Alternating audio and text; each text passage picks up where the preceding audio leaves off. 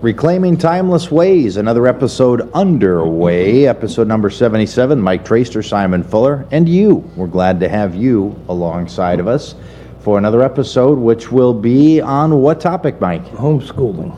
Homeschooling. Now, this is something I don't have an absolute ton of experience with, but I've known some individuals who have been homeschooled, and I'm kind of wondering, as you told me the title before we hit record, I wonder where Mike's going to take this. Well, when my kid was in like the 5th grade, I remember his teacher was this little guy, very sure of himself, cocky, a little swagger. And we were talking one day, and my son was supposed to be dealing with hyperactivity. Okay. Teachers like to diagnose children. It's not their job. Right. Period. If you're a teacher and you think you can diagnose hyperactivity, you're an idiot. You're doing kids a lot of harm. Yeah. If you say, these are traits that look like hyperactivity, that's one thing. But if it turns out to be part of the referral mafia, where everybody gets on the ka-ching line, Yeah. it's not honest. Right. It's dishonest, Yeah. right? Anyway, he was going through the family breakup. My ex and I were breaking up, and that started on the day of the marriage. Yeah. It did. And so he was unfocused and angry and didn't know really how to deal with things. And anyway, I asked the teacher one day, we'll just call him Mr. M. I said,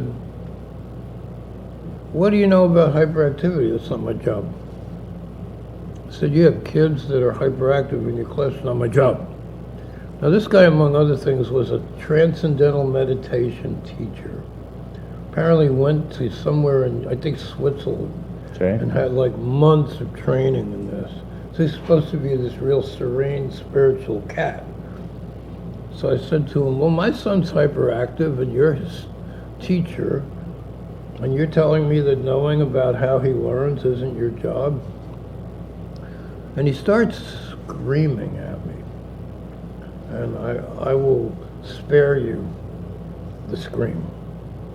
But let's say that down the hall, down another hall, and into the principal's office, the principal heard it and was very unhappy. I wanted to put him through a wall, but I realized that wasn't going to help the situation. So I think it was the next day, the principal came up to me and he said, by the way, I want to apologize to you for M's behavior. And we talked about that for a few minutes, and I think I made some kind of a contemptuous comment about him being a meditation teacher when he was really a self-absorbed clown. Yeah. Spoiled narcissist. And so there it was. There's some writing on the wall. And I'm working hard to try to help him concentrate and learn. And we moved, came down to Oregon, and I go to see him one day at lunch at school. There's this big chunky kid, just immense, fat but muscular. And he has grabbed this kid and turned sideways and threw him over his shoulder and dropped him on his head. His head cranked over backwards. It could have broken his neck.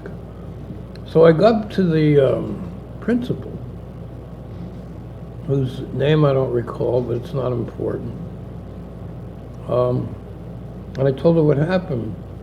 And she looks at me and she says, oh, that's unfortunate. I'm like, it's not unfortunate. You could have a kid with permanent lifetime paralysis. What are you going to do about it? We'll look into it. But there's no alarm in her eyes. There's no motivation. And I think her first name was Marley. And that's enough.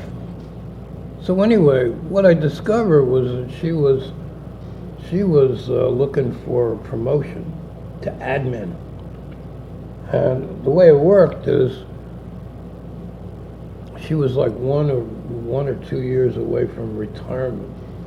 And your retirement pay is a percentage of the wage scale of your last position. So it was a hefty raise. So she would get a bump. But this was a political matter. Saying no to a kid being violent in the classroom made waves, made ripples. So she chose to do everything she could to do nothing. Yeah. So the kid who was dangerous remained dangerous. So we got the sheriff involved and bypassed her, and that was brought to a stop. But I started looking at this whole nonsense. It was one of the things when he was in the previous class, we were driving past a house one day, and somebody was building a U-shaped driveway in front of their house. And my son looks at me, he had a little asthma, and all of a sudden he's short of breath, and he's watching somebody cut a tree down so that they could make the driveway. And like a semicircular driveway. And I looked at him and I could see his thought process. Less trees, less air, I'm gonna die, right? So I'm like, where in the hell did he learn that shit? Right. So I looked at him and I said, now you're watching somebody cut a tree. And what I'm thinking is going on in your head is in school they're scaring you. Somebody taught you in the classroom that when they cut trees down, they don't make new ones, and that we have less air, and someday we're going to suffocate. And he's like, yes, that's right. I'm like, you realize your teachers are abusing you. They're not teaching you. He was being indoctrinated. And I said, you know, what do we do in our house? We're not much different. We cut a tree every now and then, but we plant 5 bushes or 2 trees, right? I said, how about the paper companies, Weyerhaeuser? What do you think they do after they cut a tree down to make paper? You think they just leave the ground alone? I don't know. They plant new trees. Why? Because that way they have more trees to cut to sell more paper. Otherwise, the people that invest in their stock sell their stock, and they go buy something that's not going to lose value, right? So I'm looking at all this crap, the safety issues, the laziness, the arrogance, the incompetence, right? And the greed-driven administrator. And I'm like, this is a well-dressed cesspool. And if you don't know by now, I think we're inundated with well-dressed cesspools. And I thought, I don't want him in this. So I knew that my ex was very oppositional. So I never said I should homeschool him. I let her get upset. And she would start telling me and raving about, you know, all the shit that was going on in the classroom and how it was a dysfunctional and abusive environment. I'm like, you might be right. And she's getting more frustrated, and I wanted her to. You know, I'm pretty aggressive as a communicator, but I knew if I did that, whatever I said, she would go the other way. So I didn't say anything. So she finally looked at me and she said, well, you got hurt, so you're not working. Do you think it would be possible for you to homeschool him? And I didn't answer her right away, because I wanted her hunger to increase. And finally I said, I might be able to do that. And she was very relieved. So I did it for 4.5 years. And he came back. He did extremely well on all of his tests. Kind of blew the doors off the tests. And the first thing I had done was years earlier, I taught him to read. I created a phonics program from the ground up, just on my own. And it worked very well. In 5 weeks, he went from not knowing how to read to reading at like a 5th or 6th grade level. he could read The Hobbit and tell you what it meant. You know, he was like 5 or 6 years old. So we had subject matter. We had to learn history and English and math. Math was tough for me and for him. But there was one company called Saxon Math that had a book that actually taught math in logical steps. Not new math, Right. but math, you know. And it was clear, lucid, and competent and functional. And everywhere I went, everybody said the same thing. What do you do for math? Saxon Math. Why? It works. Really? And you know, it's like if you talk to 6 mechanics and they all tell you who makes the best engine and who makes the worst transmission, and it's always the same. That means something. Oh boy, does it ever. That's money in the bank, right? So now I'm looking around, and when somebody mentioned this homeschooling couple. There's this couple, it was scientists, they were very busy people, and their name was Robinson. And they created a homeschooling system called the Robinson Curriculum. And what they did was they went back to before things became politically correct. So they went back to like, maybe 1960, Yeah. right? And that's when everything got poisoned. And that's when it was all this history, visionism, and if you're born white, you're an evil person, and all that garbage. And which isn't to say there aren't evil white people. There certainly are. And blacks and everybody else, right? So anyway, they created this program so their kids could be given some guidance but be self-directed in their learning. And it turned out there was a tragedy. The wife passed away. She became ill. They continued to use this program that they had created. So it was called copyright-free material. So you could use it and not be accused of violating somebody's copyright. You could copy it, Right. right? So, because the copyright had expired. Copyrights expire. And that was a highly functional, the whole thing, they're still in business, where he is, and they put the whole thing on like 30 CDs. It was like $400. The $400 was not for a year, which would be a hell of a deal. It was for 12 years, Which is an incredible deal. right? It's like $35 a year. What does that come out to? A quarter of a cup of coffee a week? Right. Right? I mean, it's like you lose that much change in your couch. Right. Right? Right?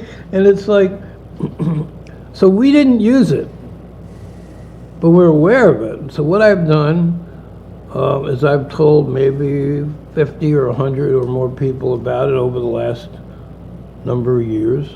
But I just basically created my own curriculum. I got a bunch of books, and we talked science, and we talked English, we talked math. I still remember talking about this distant part of the solar system beyond the planets called the Oort cloud. I think it's OORT. I think there's ice crystals out there and small objects that they're in circulation around the sun. I was just reading the other day, there's a small planet in the solar system. It's not considered a major planet. It's called Ceres. I think it's larger than the Earth, than the Moon, but it has so it's too small to be a planet, but it's a planet or a planetoid because it has its own orbital identity around the sun. Fascinating. So the one thing is every state has its own regulations, Sure. right? And I think, if I remember right, typically I think the states that are the most liberal are the most controlling and the most punitive and difficult to deal with. But mostly they want you to show up at least once and have the kid get tested so you find out that they're actually doing something more than sitting on the couch eating potato chips and playing video games. Yeah. They have to be learned, which is fair. you know. So we had 4.5 years of learning, during which time, you know, like I said, when he went back, he got A's and B's in school after he went back, and he wasn't working hard at all. And he said something to me one day. I worked my butt off with him, but we mostly had fun. I would say 85–90% fun, 10% misery. Yeah. You know, not bad. Right. You know. Fair But he- trade-off. Huh? Fair trade-off. Yeah, it was a good ratio. But he said to me, he said, Dad, there's one thing I want to tell you. I said, what's that? He goes, I want to thank you for the homeschooling. I said, oh, well, you're welcome. And he goes, well, there's a specific thing I want to thank you for. And I said, what's that? And he said, you taught me how to think. Yeah. And I said, oh, that's, I guess that was one of my hopes and intentions, you know. Should be the primary hope, honestly. Absolutely, right. That you have to be able to look at things and figure out what's sensible, what's real, how to... Problem solving, critical thinking, you know, not just reading everything and taking it at its face value. You have to be able to... No. If I come up to you and I convince you to hire me as a salesman, and then I start hitting goose eggs, Right. and I'm telling you all the reasons why I'm fantastic, but I'm not making any progress, you have to evaluate that. Right. You have to see whether or not I'm a good investment or a bad one. Right. And if I can be fixed or not, right? And so it's like that with everything, Yeah. right? So one of the things that we talked about was the difference between a stated fact and something that's implied, which isn't true, and how to look at those things. And so you can imply things. You can imply that somebody is evil, but they're not evil, but maybe they had a bad day once or twice. Right. So if that's the only thing, they have, like, how many days in a life, you know, like 10 years is 3,650 days. So, Right. you know, there's like, what is that, 11,000 days in 30 years. If they had 3 bad days, are they evil? Right. Right, but if that's all you talk about, you think, oh, that's Satan incarnate. So I showed them a bunch of news articles, and I showed them how they used, you know, to imply something and to lead you to infer it with innuendo, and how that is not fact-based. And I said, this is something you have to do with everything you read and hear for the rest of your life. Otherwise, you will be sold garbage. Yeah. Right, so we did that, and that made a big difference about which hamburger stand he chose to buy his brain food at, and which ones he didn't, Yeah. you know? So that's pretty much it. I would say it's a good investment of time. I think it makes a healthier kid. In the end, he was sick of looking at me, and I don't blame him. He wanted to be with his buddies, right? Yeah. He wanted to have some social time, and he fit right back in, which was great, you know. The one thing that I did with him for that period of time was I brought him to martial arts school, and we got him involved in that for like 4.5 years. So he worked hard, but he made a lot of associations and a couple of friends. So he wasn't isolated. Yeah. Right. You know, and I think some people, you should be afraid of your kids being indoctrinated, but you shouldn't be afraid of them having social contacts. Yeah. They should be able to think critically about who's safe to be around Right. and who isn't. Yeah. You know. Mike's So- experience with homeschooling, and maybe a tip or tactic that you pull away from that for you if you're considering it, you know? Yeah, but the Robinson curriculum, that's worth looking at. If you just read about that and you think, okay, this isn't free, this is definitely an investment, kind of like I have to pay for gas in the car. Right. I want to go somewhere, it's going to cost me money. Something, yeah. Something, right? And it should. It should, absolutely should.